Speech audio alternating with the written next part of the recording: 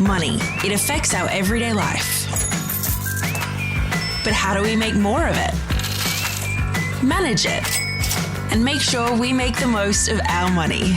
Welcome to Money Mindful, a podcast to teach and support you as you learn to manage your money. Hello, beautiful people, and welcome to episode 6 of the Money Mindful podcast. I'm your host, Meaghan. Savers are losers. Okay. Now that I think I have your attention, let's talk about saving. A couple of months back, I read Robert Kiyosaki's book, Rich Dad, Poor Dad, and in the book, he states that savers are losers. At first, I was like, what the F? But then I started to process what he was saying, and I think he does have a point. Let me explain. You may be aware that interest rates are really low at the moment, which is super awesome if you have a home loan, right? I mean, you can get rates below 4%, which, I mean, even like in the low threes, which is pretty amazing. But the downside of low interest rates is that the interest you earn on savings is also very low. I did a quick online search, which was by no means extensive. I actually just clicked the first couple that came up. But the best rates I could find for a term deposit was 2.4% interest. And for an online savings account, it was 2.75%. Is that even keeping up with inflation? Only just. I think inflation currently sits around 2%. Okay, so what exactly is inflation?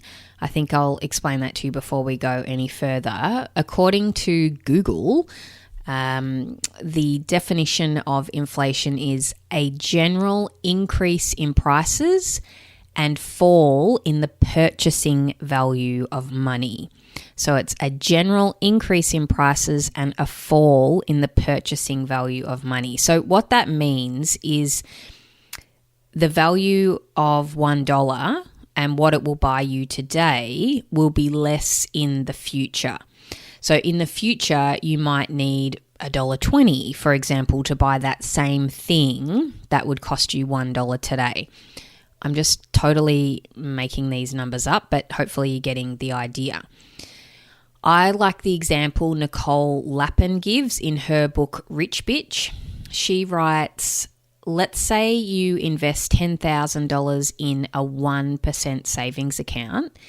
In 10 years, you'll have about $11,000. But in 10 years, you will need more than $13,000, accounting for an average of 3% inflation, to get the same amount you got today for $10,000. So what she's saying is that if you have $10,000 now and inflation is at 3%, you would need at least $13,000 in 10 years in your savings to just break even. So in actual fact, you're no better off than you were 10 years ago. So even though on paper you've earned $3,000 more, $3,000 more dollars in interest, the value of what that will buy is exactly the same. So if you have money in savings that isn't earning interest or earning a rate that is not above inflation, you are actually losing money. Crazy, right? I know, but these are basic concepts you need to get your head around.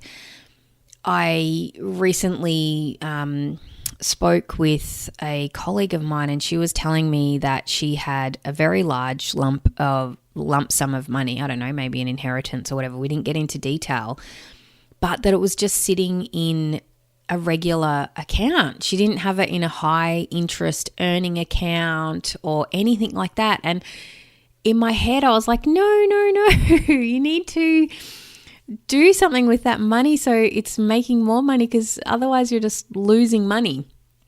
So should we even be saving money? Yes. You might remember I mentioned last week that one of the cardinal rules for growing your wealth is to spend less than you earn, right? Okay, you've got that, okay?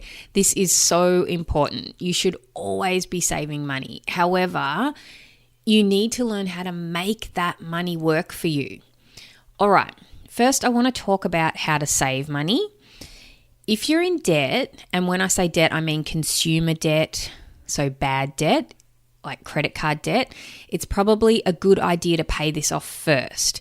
There's no point earning 2% interest in a savings account when you're paying 17% interest on a credit card, okay? That the maths just doesn't work out there.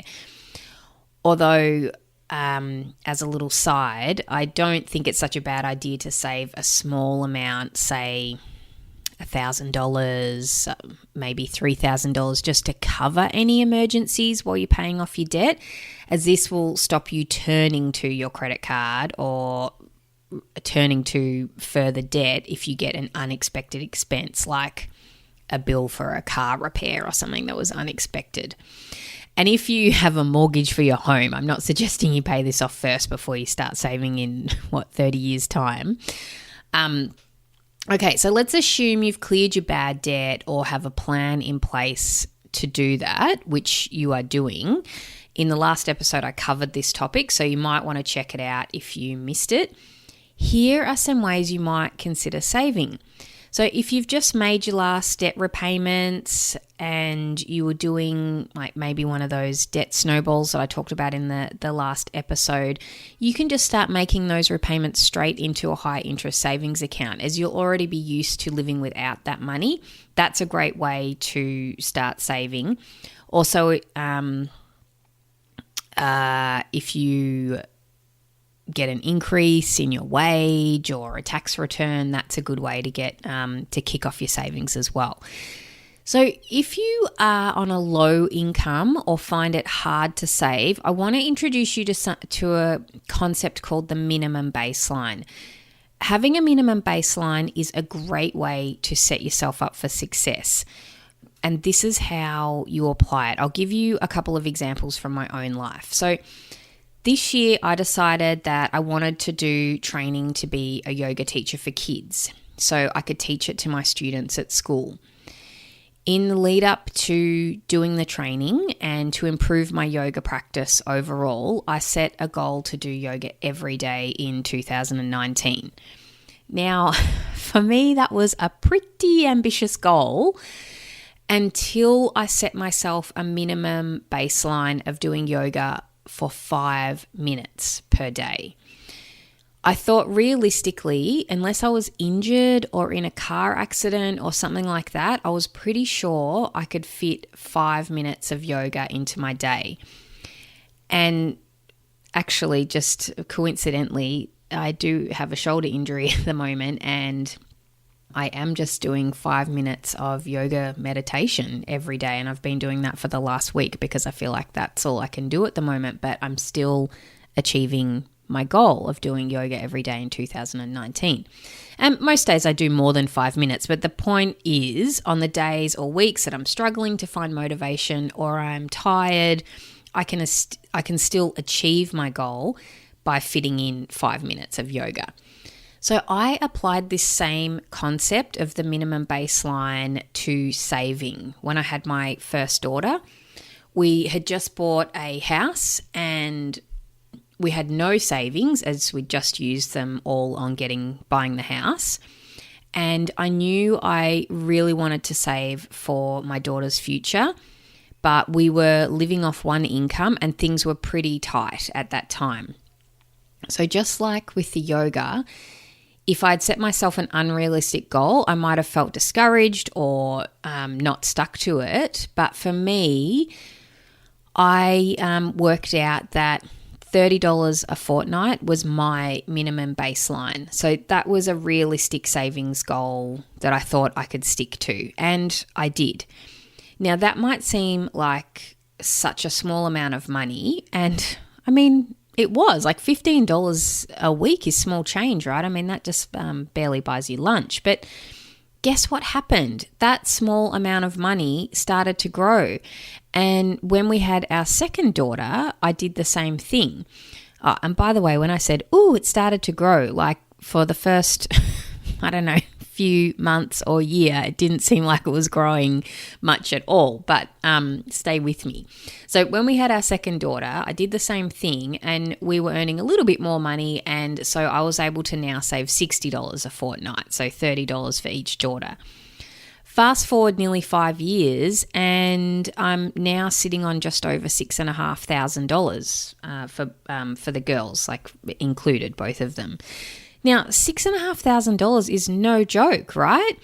So I did not have to adjust my lifestyle or deprive myself of anything to achieve this amount of money. Yes, it took nearly 5 years. My eldest daughter's nearly 5.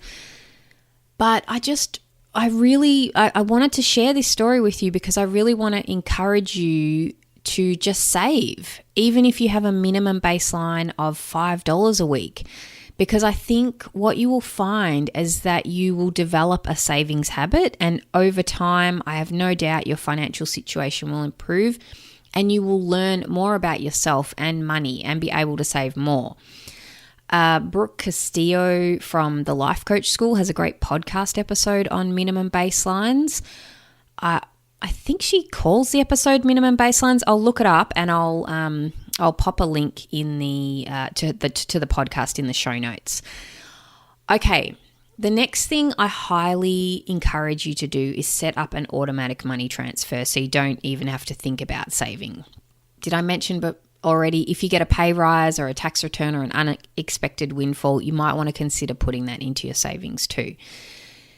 Now, I haven't forgotten that the name of this episode is called Savers or Losers. So why am I now telling you to save?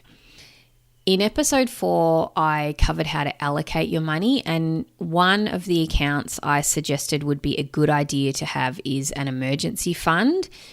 To create this fund, you need to save money. So this is so you always have money that is reasonably easy to access. You don't want it too easy, but you definitely want it liquid in cash. Like you don't want it invested in something in case you do need to access it in an emergency. And because it will just sit there most of the time, you want it in a high interest account. But as for the rest of your savings, you want the rest of your money working for you. You want your money to be earning a yield above inflation, and investing your money is a great way to get a higher return than what you would get in high interest savings accounts. So in the next 2 episodes, I will cover the basics of investing in shares and property and why you might consider these options to increase your wealth.